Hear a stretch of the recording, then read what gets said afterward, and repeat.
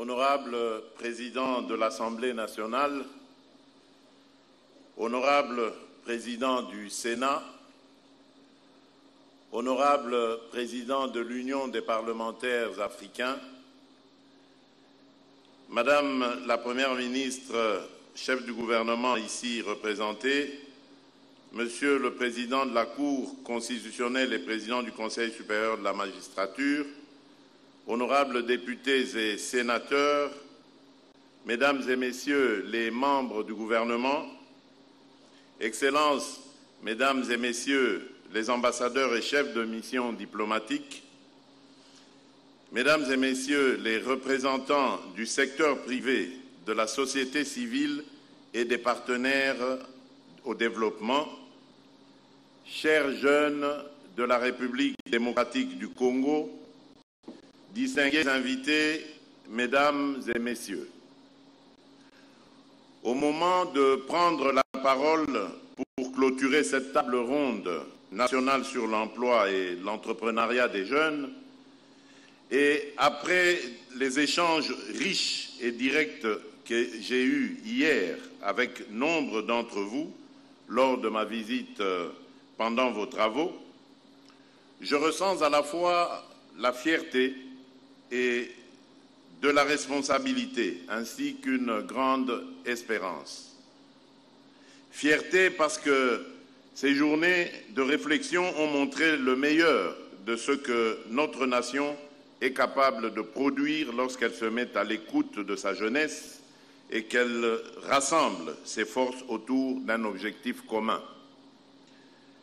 Responsabilité parce que les attentes exprimées ici par nos jeunes sont immenses et légitimes. Espérance, enfin, parce que les résolutions issues de vos échanges tracent une trajectoire ambitieuse vers un avenir différent pour des millions de jeunes Congolaises et Congolais. Lorsque nous avions ouvert cette table ronde, j'ai souhaité que ce rendez-vous soit un moment de vérité et non un simple rituel protocolaire.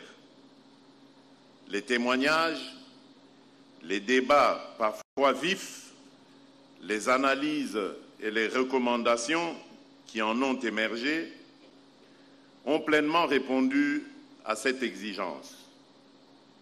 Ils montrent clairement que l'emploi et l'entrepreneuriat des jeunes ne peuvent plus être envisagés comme de simples politiques sectorielles, mais comme un véritable pacte national scellé entre l'État, les institutions publiques, les collectivités, le secteur privé, la société civile et la jeunesse elle-même. L'objectif que nous nous étions assignés à cette table ronde était de définir des stratégies nationales unifiées et d'arrêter des mesures concrètes en faveur de l'emploi et de l'entrepreneuriat des jeunes, conformément à la vision que je porte pour notre pays, la République démocratique du Congo. Je me réjouis qu'au terme de vos travaux, nous disposons désormais d'un pacte national pour l'emploi et l'entrepreneuriat des jeunes. Ce pacte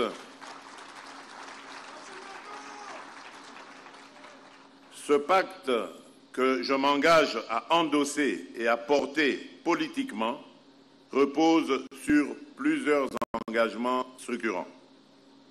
L'engagement de l'État à inscrire durablement la question de l'emploi et de l'entrepreneuriat des jeunes au cœur des politiques publiques, des réformes et des budgets et à renforcer la coordination entre les institutions concernées et les niveaux de gouvernance. L'engagement du secteur privé à ouvrir davantage ses portes aux jeunes, à soutenir les initiatives entrepreneuriales, à participer à la formation et au mentorat.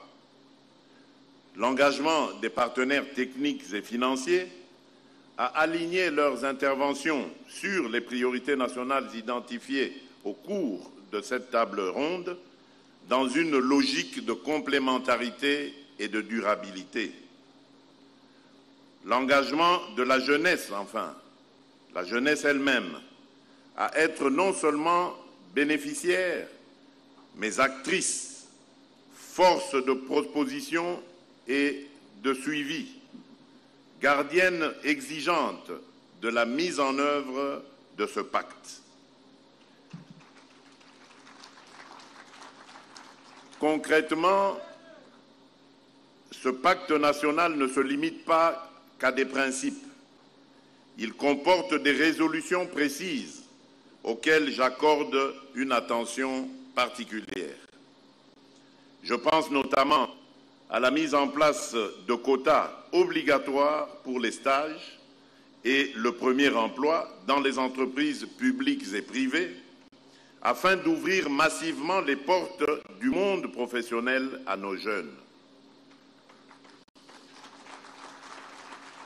Je pense également à la réforme de l'Inspection générale du travail pour lui permettre d'exercer pleinement la police administrative du marché du travail, protéger les travailleurs et garantir la dignité dans l'emploi.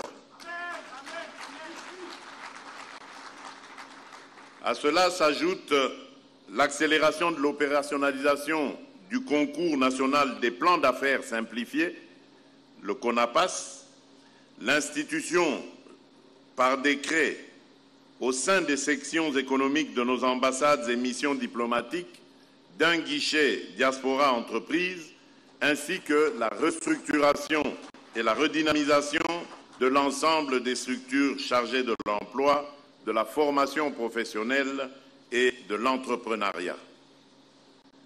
Enfin, le pacte prévoit de doter notre pays d'une loi spécifique de financement consacrée à la mise en œuvre de la feuille de route sur l'emploi et l'entrepreneuriat des jeunes.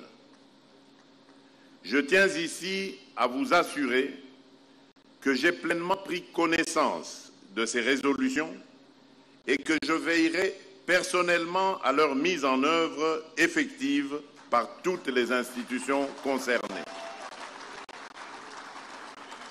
Le gouvernement, le Parlement, les services publics, nos représentations diplomatiques et l'ensemble des acteurs impliqués seront tenus de s'y conformer afin que ce pacte national pour l'emploi et l'entrepreneuriat des jeunes devienne une réalité vécue et non un simple document de plus dans les archives de la République. De ce point de vue, la table ronde qui s'achève aujourd'hui ne marque pas la fin d'un processus, elle en constitue au contraire le véritable point de départ. Le chantier qui s'ouvre devant nous est immense, mais il est à la mesure de notre potentiel collectif.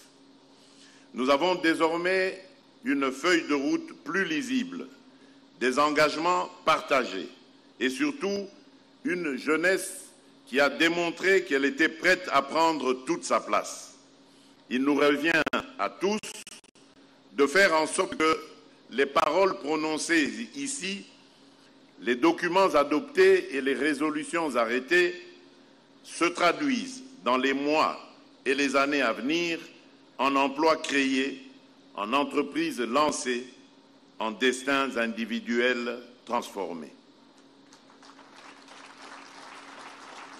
La jeunesse ne nous pardonnera pas si cette table ronde devait se réduire à un simple exercice de communication. Elle attend des actes, elle attend des preuves. Les actions qui en découleront devront être à la hauteur de la mobilisation que nous avons constatée.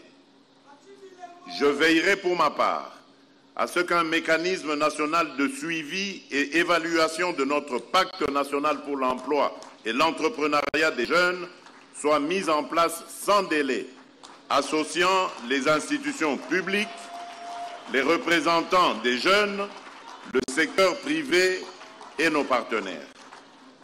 Ce mécanisme devra produire à intervalles réguliers des rapports publics afin que la jeunesse congolaise puisse apprécier en toute transparence les progrès accomplis et les efforts qu'il nous reste à consentir.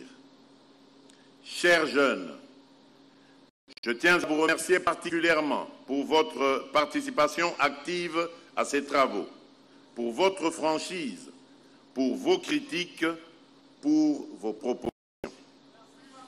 Je comprends votre impatience, je connais vos doutes, mais je suis surtout conscient de votre force et de votre résilience, car c'est d'elle que dépend pour une large part le devenir de notre nation. C'est dans cette capacité à tenir bon, à vous relever, à créer et à innover malgré les obstacles que se joue l'avenir de la République démocratique du Congo. En tant que président de la République, mon engagement à porter votre cause, à défendre vos intérêts et à protéger votre avenir demeure total et constant. Rien ni personne ne viendra l'altérer. Je vous exhorte également à prendre toutes vos responsabilités en poursuivant vos efforts de formation, en osant entreprendre, en vous organisant et en restant exigeant vis-à-vis de l'État, mais également vis-à-vis de vous-même.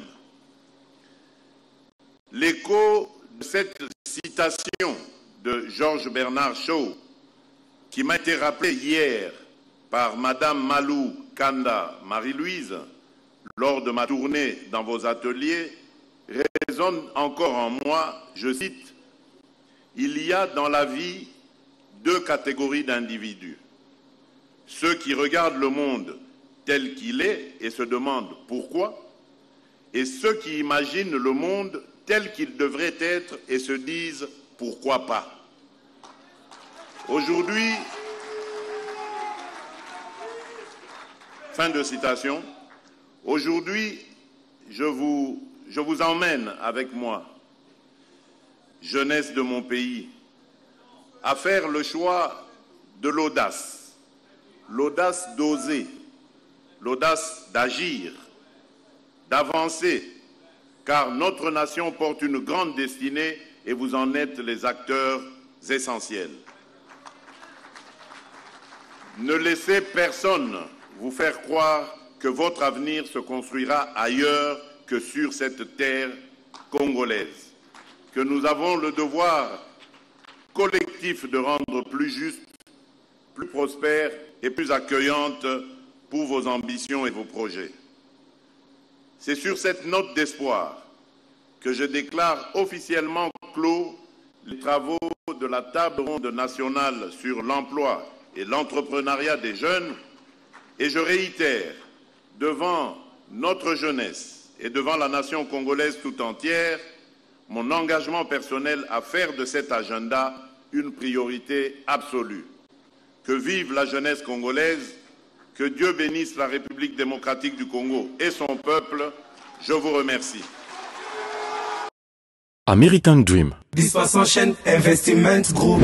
Rêve américain pour la Kosomba Lopango aux États-Unis. Plus précisément la ville où y a Dallas. Aujourd'hui c'est possible. Pays moi pendant 30 ans. Ne vous trompez pas l'adresse. Dispersion chaîne Investment Group. Voulez-vous acquérir une maison aux États-Unis? L'agence immobilière Dispensation Investment Group d'Elite Global, basée à Dallas, vous en donne l'opportunité. Il vous suffit de verser un acompte pour acquérir une propriété que vous payerez progressivement pendant 30 ans. Oui, vous avez bien entendu, pendant 30 ans. Contactez-nous au +1 737 420 84 24, au +1 469 720 60 93 ou au +1 737 548 51. Dispensation Investment Group, investissez dans votre avenir avec l'immobilier aux États-Unis dès aujourd'hui. Oh ma papa, ton maman Lopango. Rêve américain. Venez nous contacter. Rêve américain. Tapez sur Google. Dispensation Investment Group. Na moke na komi baye. Lopango elenge.